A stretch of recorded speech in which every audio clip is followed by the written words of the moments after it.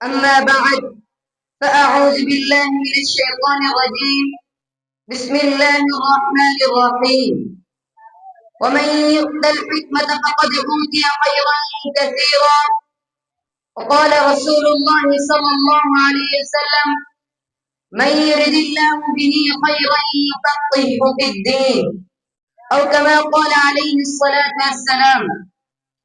অধ্যকার আল মাদ্রাসা ইসলামুল উম্মাহ রহমতুল্লাহ কর্তৃক আয়োজিত আজকের এই বার্ষিক মাহফিলের সম্মানিত সভাপতি ও সুদক্ষ পরিচালক ও আমার সামনে উপস্থিত বাংলার প্রত্যন্ত অঞ্চল থেকে আগত প্রিয় শ্রোতাবিন্দু, আমরা সর্বপ্রথম ওই মহান রব্বুল আলামিনের দরবারে কৃতজ্ঞতা জ্ঞাপন করি যে মহান রব্বুল আলামিন আমাদেরকে এই মাহফিলে আসার এবং বসার তৌফিক দান করেছেন।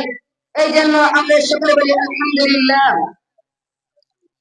শুধু আজকে আমার বিষয়বস্তু নির্ধারণ করেছি ইলমে দ্বীনের গুরুত্ব। আল্লাহ চাইতো উক্ত বিষয়ের উপর কিঞ্চিত পরিমাণ আলোকপাত করব ইনশাআল্লাহ। শুধু ইলমে দ্বীনের গুরুত্ব অপরিসীম।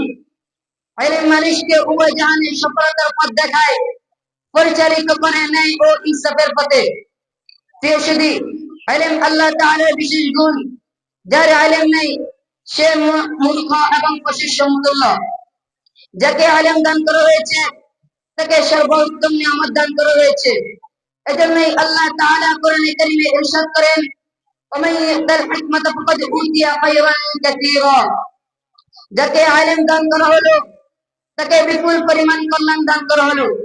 হুজুর সাল্লাল্লাহু আলাইহি ওয়াসাল্লাম ইরশাদ করেন: মান ইউরিদিল্লাহু বিহি খায়রান ইউফাক্কিহু ফিদ-দ্বীন। আল্লাহ তাআলা যার কল্যাণ চান তাকে ইলম দান করেন।